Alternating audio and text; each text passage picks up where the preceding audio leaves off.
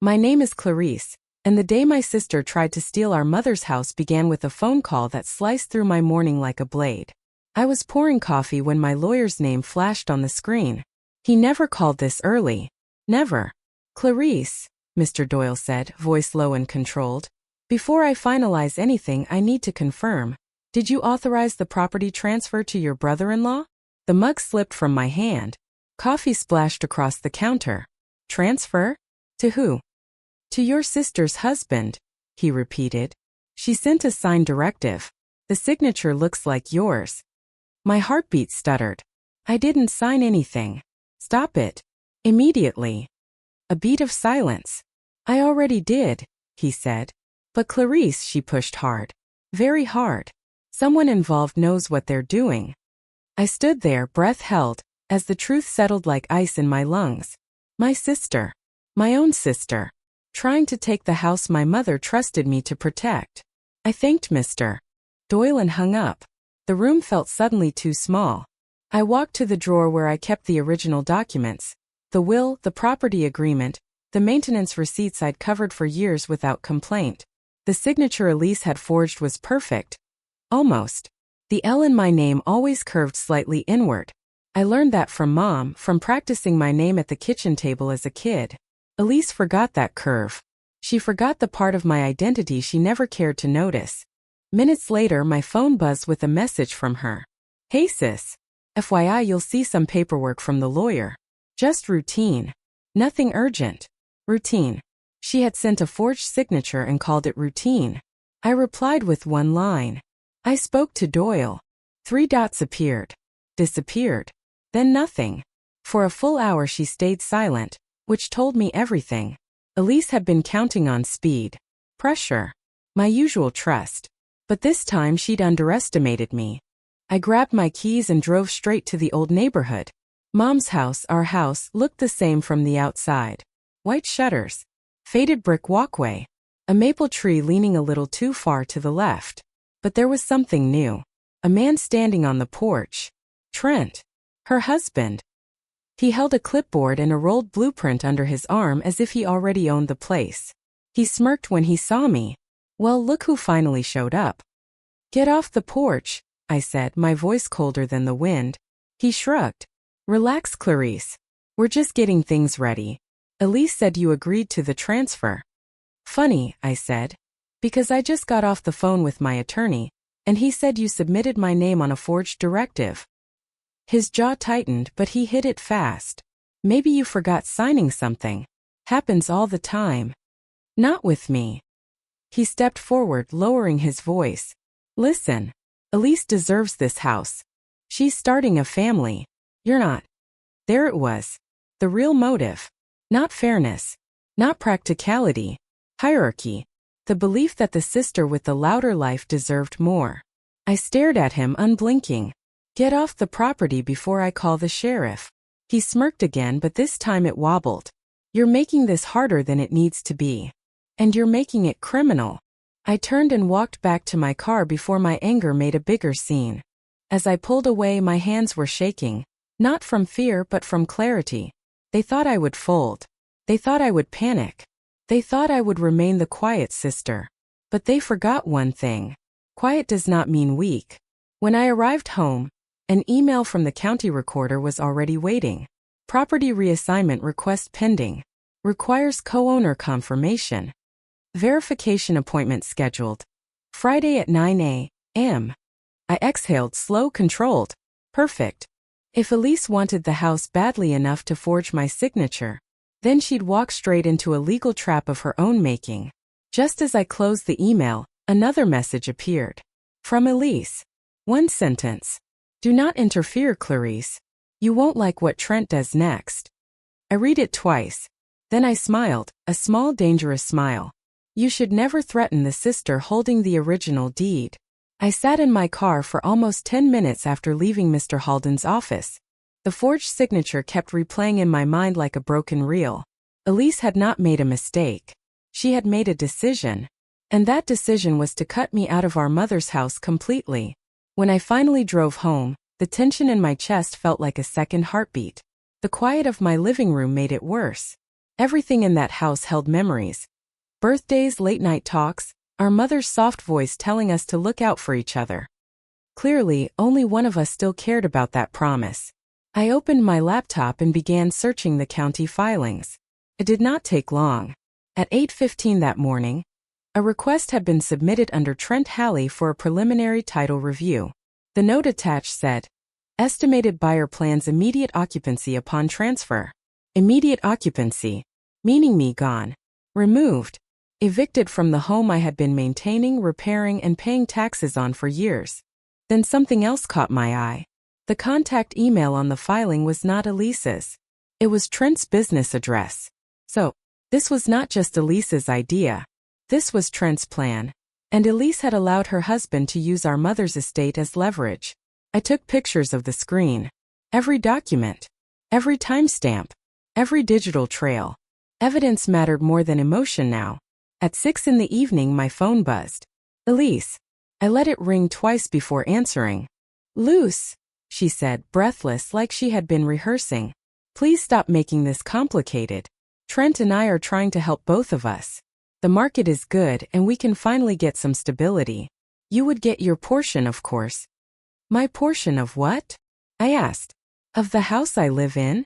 Or of the house you tried to transfer behind my back?" A long silence. Then, "You always overreact." That phrase, the one she had used since we were children, struck me harder than anything. "No, Elise," I said softly. "This time you underestimated me." She exhaled sharply. "Trent said you would try to sabotage this. He told me not to call you, but I wanted to give you a chance to be reasonable." "Reasonable?" I repeated. "You forged my name. It is not forgery if we both benefit." The way she said it, casual, flat, almost bored, made something inside me shift. Elise was not tricked. She was not manipulated. She was complicit. Then she made her final mistake. "We are signing the documents tomorrow morning. With or without you." I sat straighter. "Where?" She hesitated, then answered. "The private office Trent uses for his business. 9 a.m. She slipped. She told me the one thing she should have kept hidden. When the call ended, I grabbed a pen and wrote down the address. Then I called Mr. Halden. "She told you the signing location?" he asked. "Yes." He paused. "Clarise, this is exactly the kind of carelessness people show right before everything collapses." I nodded even though he could not see it. "Do nothing tonight," he advised. "Let them think they are winning. Tomorrow you let them show their hand while I prepare the injunction." "Will it hold?" I asked. "It will do more than hold," he said. "It will expose every fraudulent step they have taken." When I hung up, I finally felt the first flicker of calm. The kind that comes when the truth gathers its strength. I spent the rest of the evening gathering every tax receipt, every repair invoice, every photo of the house improvements I had paid for. I labeled everything, dated everything. A clean timeline designed perfectly. If Elise wanted to play with signatures, I would answer with evidence. At midnight, just as I was about to turn off the lights, a car rolled slowly past my house. Headlights dimmed. Moving slow. Watching. I stepped behind the curtain. The car stopped for a full 10 seconds. Long enough for intention. Long enough for a threat. Then it drove away. At 6 the next morning, I received an email from an unknown address. "Do not show up today. You will not like how this ends." It was signed Tish Trent. And suddenly, the house was not the only thing he was trying to take. I spent the rest of the night sitting at my kitchen table. The forged documents spread out in front of me like a crime scene. My sister's signature. My forged signature. Trent's smug email. All of it pointed to one truth. This wasn't an impulsive mistake. It was a plan. A long calculated one. By sunrise, I was done feeling shocked. I was done feeling betrayed. Now I wanted answers. And I wanted proof strong enough to bury both of their lies. At 8 sharp, I drove to the title company. The receptionist recognized me immediately. Small town, small circles. "Clarise? Mr. Dalton said you might come. He asked you to wait in his office." Mr. Dalton, the senior title officer, stood when I entered. He closed the door gently, as though the walls themselves shouldn't hear what he was about to say. Your sister came yesterday afternoon, he began. She brought paperwork requesting the full transfer of ownership to her husband. I took a breath. And you almost signed it. He flinched, shame crossing his face. Her story was convincing. She claimed you were traveling unavailable, but had already approved everything. Then he slid a file across the table. But something didn't feel right. I checked the digital metadata.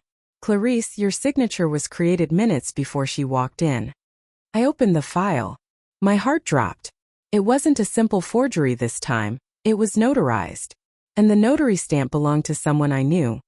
Diana Kerr, Elise's old college friend. So they were working together. This was deeper than I thought. What would have happened if you hadn't double-checked? I asked quietly. You would have lost the house, he said plainly. Completely. Legally. Irreversibly. The room felt colder. My mother's voice echoed in my memory. Protect what matters, Clarise. I closed the file.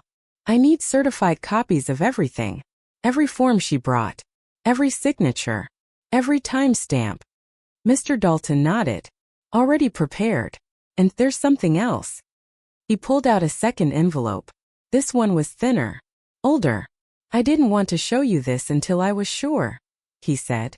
But when I ran the search on the property, I found an archived note in the system. It was added by your mother 3 months before she passed. My breath caught. A note from my mother? Filed with the county?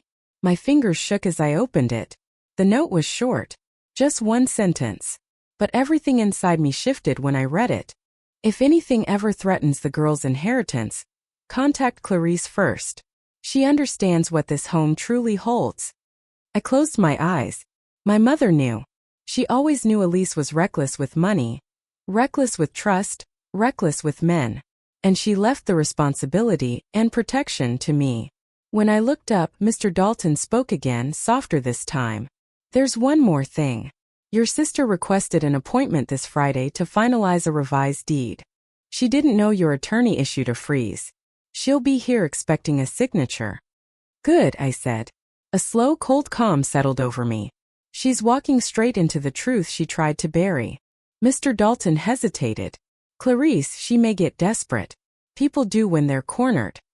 I stood, gathering the documents. She started this. I'm just finishing it the right way. As I walked out of the building, my phone vibrated. A new message. From an unknown number. Stop digging, Clarise. It's already done. Don't make us escalate. Not Elise. Which meant Trent was behind the wheel of this whole scheme. And whoever texted me believed they had the upper hand. They were wrong. I looked back at the building, at the envelope containing my mother's note, and whispered to myself, Friday won't be your win. It will be your undoing. At that exact moment, another message appeared. A photo. A photo of me taken this morning, standing in the parking lot, looking directly at the title company. Someone was watching me, and they were close. I drove straight to Mr. Halston's office with the folder of printed emails on the seat beside me. Every red light felt like a countdown. If Elise and her husband had already submitted forged paperwork once, there was no telling what they'd try next. And I refused to let them gain even an inch. Mr. Halston opened the door before I knocked. Clarise, he said calmly, I've been expecting you.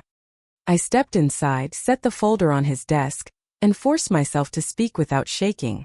They tried again. A second transfer request. A new forged signature. And Trent called me last night. He nodded once. I assumed as much. Sit.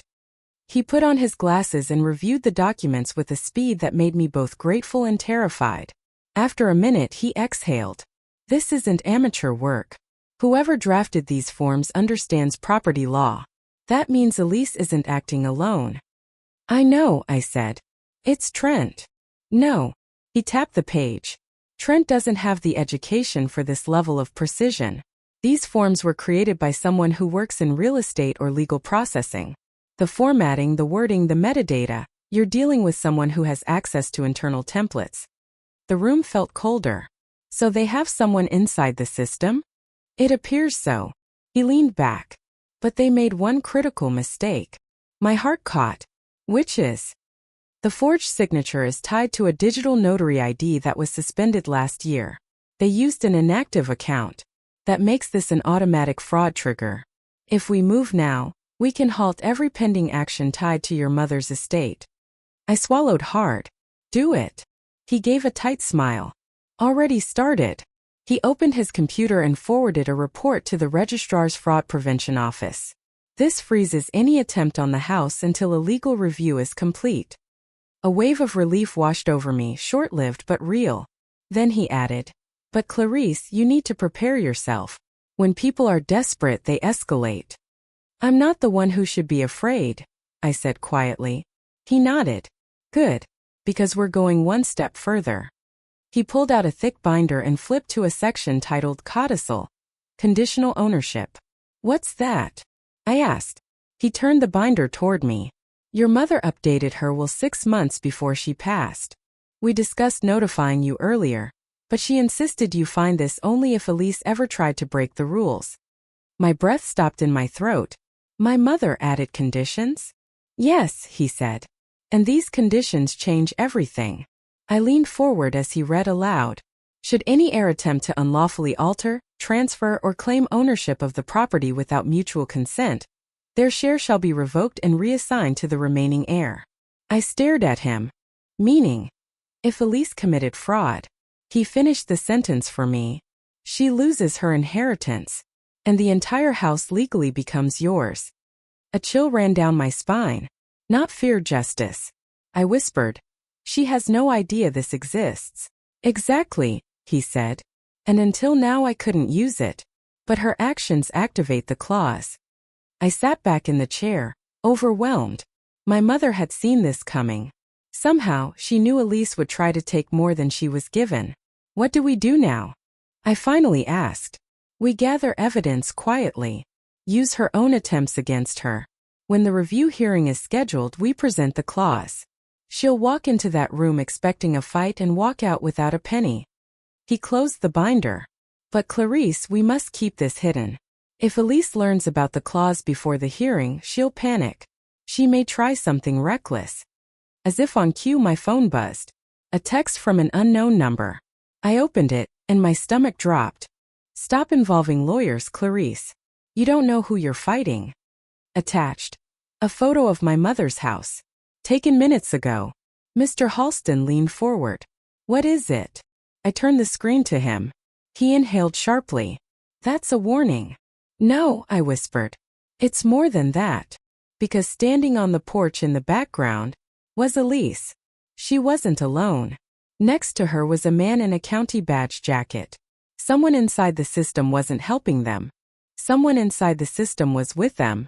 I spent the night at my kitchen table with every document spread out like pieces of a crime scene. The forged transfer request. The notary stamp that didn't match state formatting. Trent's threatening voicemail. Elise's shaky apology message that wasn't an apology at all. By morning, the shape of their plan was clear. They wanted to force a sale. They wanted the cash fast. And they needed my signature only long enough to trick the clerk's office. But now I had something they didn't: time. And silence.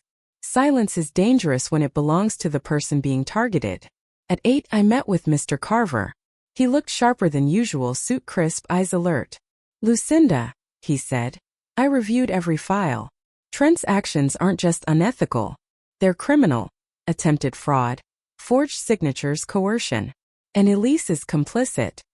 "I don't want revenge," I said. "I want protection." He nodded. "Good. Because the best protection comes packaged as legal consequence." He placed 3 documents in front of me. 1. A petition to freeze all title activity. 2. A request for judicial oversight of any property-related filings. 3. A notice requiring all future signatures to be verified in person by an independent state officer. "This," Carver said, tapping the stack, "will lock them out of any backdoor maneuver. They won't be able to sneeze at the property without a judge watching." I signed, and with every stroke of my pen, I felt the weight lifting. Then he leaned closer. "But you need to be prepared. Desperate people escalate. And the person driving this isn't Elise. It's Trent." I knew he was right. Elise didn't have the courage to orchestrate something this sophisticated. She followed people stronger than her. Trent just happened to be the strongest bully in the room. At noon, Elise finally called. Her voice shook. Luce, Trent says you're making this a legal matter. You promised you wouldn't. I promised nothing, I said. And I didn't make this legal. You did, when you forged my name. I didn't forge anything, she snapped, then quickly lowered her voice. Trent said it was allowed if both heirs intended to sign. Elise, that isn't how the law works. She exhaled shakily. You're going to ruin everything for us. No, I said softly. You ruined everything when you chose him over me. The silence on the line told me she finally understood what she'd done. An hour later, Carver called again. We have movement, he said. Trent contacted a private buyer this morning. He's panicking. What can he do now? Not legally, Carver said. But people like him? They don't switch to legal pathways when they're blocked. My stomach tightened. So he'll try something else. Exactly. And that means we need to stay ahead of him. That evening, as the sun dipped behind the trees, I drove to the house, Mom's house. I hadn't gone back since confronting Trent in the driveway, but something felt wrong before I even parked. A shadow moved behind the curtains. A flashlight beam swept across the living room. Someone was inside. I stepped out quietly, heart pounding. The front door was cracked open. I heard rummaging, drawers slamming, boxes shifting. Then a voice. Deep. Angry. Trent. He was searching for something. But what? I backed away slowly, grabbed my phone and whispered to Carver, he's inside the house. I'm calling the sheriff, he said. Get back in your car. Do not confront him alone. But before I could move, Trent stepped onto the porch holding something in his hand. A thick folder. My mother's deed folder. He saw me. And he smiled. Looking for this? He said. Too late, Clarise. Before I could reply, he tore the porch screen off the wall, sprinted to his SUV, and sped away, taking the original deed with him. Now I wasn't dealing with fraud. I was dealing with a man willing to steal everything he couldn't forge. By the time Friday arrived, I believed I had every piece under control. The title freeze was in place. The fraudulent signatures were documented. The timeline of Elise and Trent's actions was airtight. Even Mr. Carver said the case was shaping into something undeniably prosecutable. But betrayal never arrives on the path you prepare for. Comes from the angle you ignore. At 8 that morning, I opened my front door to find a thick envelope on the porch. No return address. No stamp. Someone delivered it by hand. Inside were printed photographs. Dozens of them. At first, I could not understand what I was looking at. Blurry images of a driveway, a mailbox, a porch. My porch. My mailbox. The angles were wrong, like someone watching from bushes behind fences through car windows. And then I saw the last photo. Me. Leaving my house 2 days ago. Someone had been following me. Before I could even process it, my phone vibrated. A new message from an unknown number. Stop interfering. This is your only warning. For the first time in this fight, I felt a chill bleed into my spine. Trent was reckless but not stupid. This felt different. Calculated. As if he wanted me rattled before the next move. I drove straight to Mr. Carver's office. These were on my porch, I said, placing the photos on his desk. Do not tell me this is coincidence. He studied them, jaw tightening. This looks like surveillance. Not professional but deliberate. He is trying to intimidate you. He already failed, I said, though part of me still felt the echo of fear. Carver folded his hands. Clarise, we need to accelerate the counterplan. I want a restraining order filed today. And we should alert the sheriff about the surveillance. Before I could respond, his assistant rushed in. Mr. Carver, you need to see this. The clerk's office just called. Someone attempted to override the title freeze using emergency transfer provisions. I stared at her. Emergency transfer? How? If someone claims the property is at risk of financial loss, Carver said quietly, they can request a temporary bypass. It requires supporting documents. He paused. Someone forged those. My heart dropped. Elise. He shook his head. These documents are too technical. This is Trent. And Clarise. The clerk said he already booked an appointment for this afternoon. It felt like the floor shifted under me. He is trying to force a transfer before we expose him. Carver nodded grimly. We need to block it before he steps into that office. I grabbed my bag. Tell me what to do. You need to be there, he said, with documents proving fraud. And you need to bring someone who can testify to the authenticity of your signature samples. There was only one person who fit that description, my mother's old friend Margaret. She had watched me sign documents for years when I handled my mother's medical forms. She knew exactly how my signature curved on the L. Margaret agreed immediately. Your mother would want me there, she said. You are not fighting this alone. We reached the clerk's building 10 minutes before Trent's appointment. The hallway was quiet, almost too quiet. Then his voice echoed from around the corner. Confident, sharp, rehearsed. He stepped inside the office holding a briefcase, wearing a suit far too expensive for a man drowning in debt. Elise followed behind him, eyes down, shoulders tense. She still refused to look at me. The clerk began the process. Sir, before we proceed, I must confirm co-owner consent again. Trent cut her off. The documents are in order. We are invoking emergency provisions. Then I need to validate the other owner's signature, the clerk said. That will not be necessary, Trent replied. The property is under our new LLC. We already filed. I stepped forward. That LLC was dissolved years ago, and every signature with my name on it is fraudulent. He turned, and for the first time shock cracked through his arrogance. You were not supposed to be here. I noticed, I said. You left photographs on my porch. His jaw tightened. Elise's face went white. Before he could speak, Margaret stepped up beside me. And I can confirm every signature on those documents is forged. The clerk looked at all of us, then closed the file. The transfer attempt is denied. And this office is required to report fraudulent filings to state authorities. Trent's composure snapped. You cannot do this. I did not, the clerk replied. You did. He took one step toward me, too close, too fast. Carver moved between us. This is over, Carver said. No, Trent whispered. It is not. He pulled something out of his briefcase, not paper. Passport. A one-way plane reservation slipped from the folder. He was planning to flee. And the destination printed on the ticket made my blood run cold. It was Elise's name on the reservation, not his. I arrived at the courthouse before sunrise.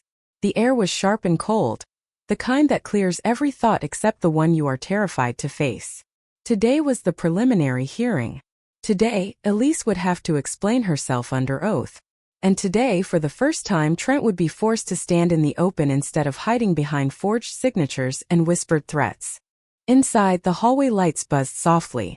I sat near the hearing room door, Carver beside me, calm as stone. Remember, he said, do not look at Trent unless he speaks to you directly. He wants a reaction. Do not give him one. I nodded, though my heart felt too loud inside my chest. At 9 o'clock sharp they arrived. Elise walked in first, eyes swollen, fingers trembling. Behind her came Trent, steady, composed, wearing a suit a shade darker than arrogance. His gaze found mine instantly. A thin smile pulled at his mouth, the kind of smile that says he thinks the ending is already written. He leaned down to whisper to Elise. She flinched. I saw it. Carver saw it. Whatever hold Trent once had over her was cracking. The clerk called us inside. The room felt too small for all the tension packed into it. A judge with steel gray hair took her seat, reviewed the file, and asked for opening statements. When Carver stood, his voice was calm, steady, and devastating. This is not a misunderstanding. This is a deliberate attempt to transfer jointly inherited property without consent. We have documented forgeries, mismatched timestamps, notary irregularities, and attempts to rush an international buyer before verification. The evidence speaks. The pattern speaks louder. Trent's attorney rose next, muttering something about family miscommunication, but even the judge looked unconvinced. Then she called Elise forward. My sister stood slowly, hands clasped, shoulders caving inward. Her voice barely carried. I thought Clarise would agree eventually. Trent said we needed to move quickly. The judge narrowed her eyes. Mrs. Halley, Did you or did you not submit a deed with your sister's forged signature? Elise swallowed. I was told it was a draft. Carver leaned toward me and whispered. Watch Trent's face. He was right. Trent's jaw tightened. He shot Elise a look so sharp I thought it might cut her in two. For the first time I saw fear flicker in her eyes, not of the court but of him. The judge turned to Trent. Mr. Halley, please approach. He walked forward confidently, but his confidence cracked the moment she held up the file. Your digital signature appears on several notary submissions. Are you aware the metadata traces directly to your personal server? Trent did not blink. Anyone could have accessed my computer. The judge leaned forward. Including the submission at 2 a.m. Traced to your private office, authenticated with your biometric login? A beat of silence. Trent opened his mouth, but Elise beat him to it. It was him, she whispered. He did everything. He said we would lose the house anyway if we did not act fast. He said Clarise was emotional and would not notice the documents. My chest tightened. I wanted to hate her. I wanted to forgive her. But the judge cleared her throat, pulling the moment away from emotion. Mr. Halley, she said. This court is approving a full injunction on property transfers and freezing related accounts until the fraud investigation concludes. Trent finally snapped. This is ridiculous, he spat. Clarise does not deserve that house. I put money into repairs. I cleaned the place up. You broke in, I said quietly. His head whipped toward me. I improved it. You cut the locks, I continued. You changed the alarm code. You boxed my belongings without consent. And you tried to sell it behind my back. He took one step toward me before the bailiff moved between us. The judge raised her voice. Mr. Halley, sit down or I will have you removed. Trent glared at me as he slowly backed away, but something in his expression shifted. It was not anger now. It was calculation, as if he had just realized there were still pieces left on the board. The judge struck her gavel.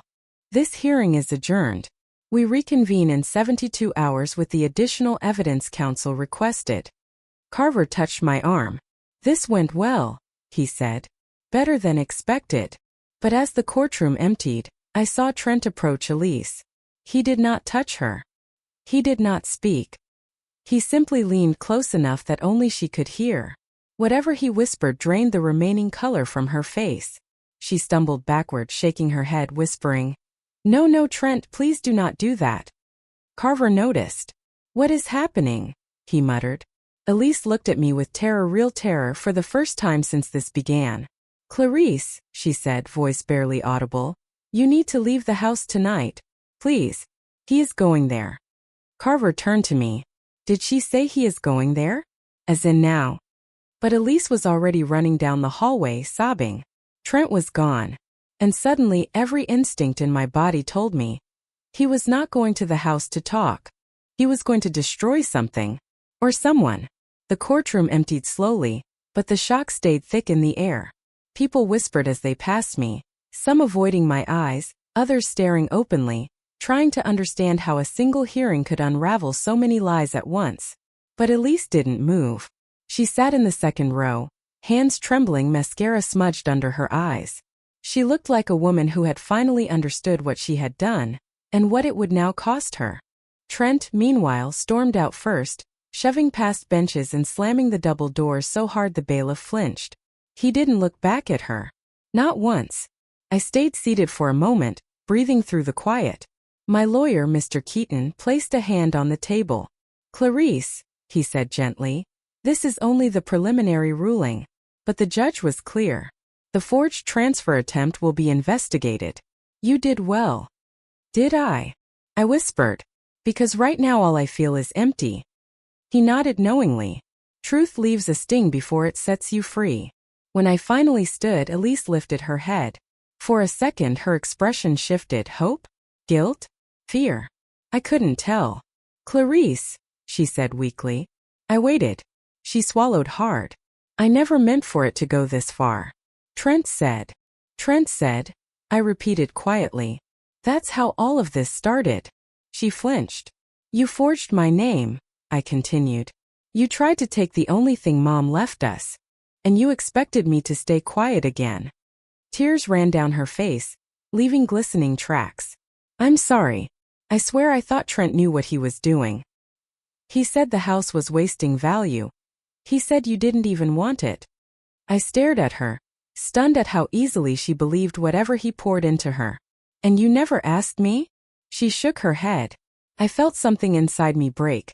Not anger but the last thin thread of trust. I meant what I said in court, I told her. I'm not pressing charges against you. But your part is on record now. You will have to testify. Her eyes widened in horror. Clarise, you can't make me. I'm not making you, I said calmly. The investigation will. She slumped back onto the bench, defeated. I turned and walked toward the hallway. And that's when I saw him. Trent was standing at the far end, gripping his phone so tightly his knuckles were white. The moment he spotted me, he lifted the phone. Hope you're satisfied, he hissed. Because this isn't over. My lawyer stepped between us instantly. Mr. Halley, I suggest you leave now. The judge issued a verbal warning about harassment. Trent's lip curled. He leaned to the side just enough to glare at me.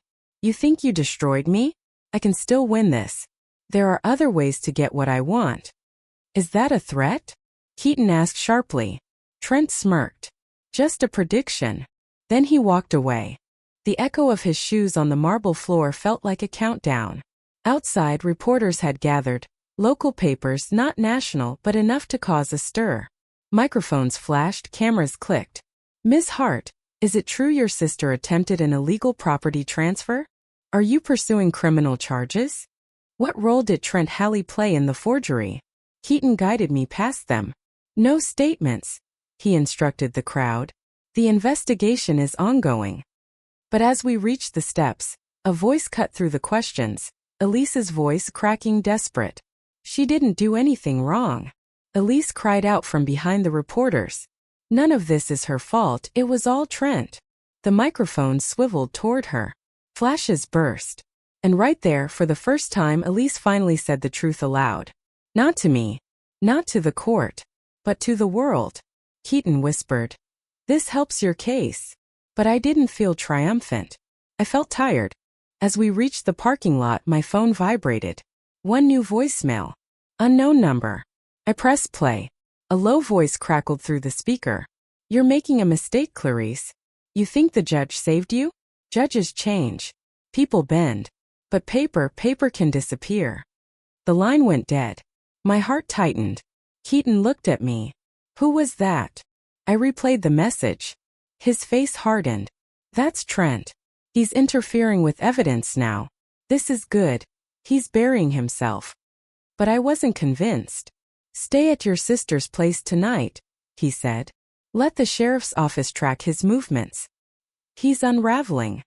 I nodded, but unease settled in my stomach. Because I knew something Keaton didn't. Trent wasn't just angry. He was cornered. And people like Trent, when cornered, don't retreat. They strike.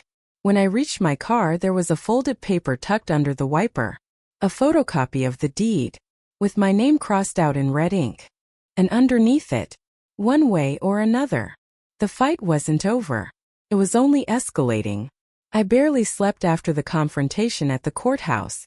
My body felt heavy, but my mind stayed sharp, replaying every second. Trent shouting, Elise crying. The judge's expression when the forged signatures were laid out on the screen. By morning, the town already knew something had happened. My phone buzzed nonstop. Neighbors, distant relatives, even coworkers pretending to check in. I ignored all of them. I stood at the kitchen counter with a cup of coffee that went cold before I drank it. The silence felt too loud, like the house itself was waiting for what came next. I kept thinking about Elise's face when the evidence dropped. The moment her defenses collapsed and she realized Trent had used her as much as he used the documents. That moment was the only thing that felt real anymore. At 9, Mr. Carver called. Clarise, he said.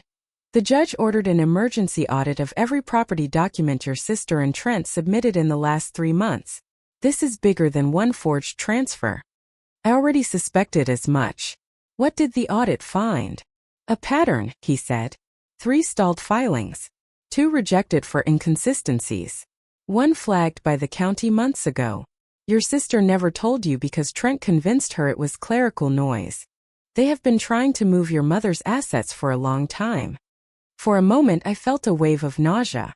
Not anger. Not fear. A hollow sadness that settled under my ribs like weight. So they planned this for months, I whispered. Yes. And the investigator wants a statement from you today. They believe Elise forged at least one document herself. The rest were done by Trent. I pressed my palm to the counter to steady myself. I'll come in. Before he hung up, Carver added, be prepared. Elise is already trying to shift blame. She contacted the clerk early this morning. I closed my eyes. Of course she did. An hour later, I drove to the county office. Reporters stood outside, 2 cameras, maybe 3, waiting for anyone connected to the case. I kept my head down, walked fast, and didn't say a word. Inside, the air felt colder than usual, as if the building itself disapproved of everything that had happened. The investigator, a woman named Mrs. Hale, greeted me with a firm handshake. She looked like someone who had spent decades watching families fall apart over signatures and wills. She asked simple questions. Dates, conversations, what Elise told me, what Trent emailed. I answered carefully, honestly, without emotion. When we finished, she leaned back in her chair. Miss Hart, I will tell you this plainly. Your sister is cooperating, but selectively. She claims Trent forced her. However, her electronic signature history does not support that. Meaning, Elise knew exactly what she was doing. I thanked her and stepped out into the hallway, but before I could leave, I heard a familiar voice. Clarise, please don't walk away. I turned. Elise looked exhausted, her eyes swollen, her hair pulled back like she'd gotten ready in a rush. She reached for my arm, but I stepped back. Don't, I said quietly. She swallowed hard. I told them everything Trent did. I told them I was manipulated. I raised an eyebrow. Were you manipulated when you wrote me that letter telling me not to ruin this? Or when you texted me to just sign and move on? How many lies did you have to tell yourself before you tried to steal the last piece of our mother? She flinched like I had slapped her. Tears welled up, but they didn't move me. Not anymore. I made a mistake, she whispered. Trent said we were drowning financially. He said the house was our way out. I stared at her. And what was I? A stepping stone? A signature you could steal when convenience demanded it? She didn't answer. She just stood there, crying quietly in the hallway as people walked past. And for the first time, I didn't feel responsible for her pain. When I left the building, the wind outside had picked up, scattering leaves across the pavement. My phone buzzed again, a new email. This time from the county judge's office. Temporary protective order granted. Property transfer freeze extended. All decisions pending full investigation. I let out a long breath. It was not the end, but it was the turning point. As I reached my car, another message came through. This one from an unknown number. You think you've won, but you haven't seen what Elise hid from both of us. There was an attachment. A single PDF titled, Private Agreement, Halley Partnership. My hands trembled slightly as I opened it. Inside, one sentence was circled in red. In the event of asset liquidation, all funds transfer exclusively to Trent Halley. Exclusively. Meaning my sister signed away her own share without reading the fine print. Meaning Trent planned to walk away with everything, hers and mine. A cold realization washed over me. Elise wasn't just a participant. She was a victim too, she just didn't know it yet. At the bottom of the document, in Elise's shaking handwriting, was a single line. Clarise must never find out. But now I had. The courthouse steps felt strangely quiet when everything finally ended. Elise stood with her hands clasped, not in handcuffs but in defeat. Trent had been escorted out earlier, furious and silent, after signing the settlement he once mocked. All the forged documents. All the fake notary stamps. Every attempt he made to steal the house, laid out in front of the judge like a map of his own downfall. Elise did not speak until the crowd cleared. Her voice trembled. Clarise. I never meant for it to go this far. I studied her face. The girl I grew up with. The sister who once braided my hair. The same sister who tried to erase me with a pen stroke. You meant enough, I said. You chose him over the truth. Over me. Over Mom's memory. She wiped her eyes. He said you had no right. That you were only holding the house to spite me. No, I replied gently. I was holding it because it was the last piece of our family that hadn't been twisted by someone else's ambition. The judge's ruling had been simple and powerful. The house remained mine. All associated claims from Elise and Trent were void, and Trent's illegal attempt to transfer ownership placed him under state investigation. Nothing dramatic. No shouting. Just the law drawing a clean line between right and wrong. When I stepped outside, Mr. Carver joined me. You handled this with more restraint than most, he said. You protected the house. But you also protected yourself. I nodded. I learned something, Carver. People talk about revenge like it is chaos, but the strongest version is quiet, methodical, legal. He smiled. Your mother would be proud. That evening I drove to the house alone. The porch light flickered the way it always had. The floorboards creaked in the same familiar rhythm. I unlocked the door, stepped inside, and let the scent of old cedar wrap around me like an embrace. In the living room, sunlight slanted across the wooden floors. I sat on the worn armchair and closed my eyes. For the first time in months, the house felt safe again. Later, I walked through each room slowly, not as someone defending property, but as someone reclaiming a legacy. Every wall held a memory. Every corner carried a story. This place was never meant to be a bargaining chip in someone else's scheme. Outside, the wind rustled the oak leaves, calm for once. I whispered into the quiet. It's over, Mom. I kept it. The weight lifted. I locked the door behind me and stood on the porch, letting the last light fade. Justice does not erase betrayal, but it reshapes it. It turns pain into clarity. It turns fear into power. It turns silence into a voice strong enough to be heard. This was not just about a house. It was about boundaries, about choosing truth when family twists it, about refusing to let someone rewrite your life because they believe you are too gentle to fight back. I fought, and I won. Legally, cleanly, completely. If someone ever tells you that you have no power, remember this. Evidence speaks louder than manipulation. Protect what is yours. Stand firm. And when betrayal comes, let justice be the final answer.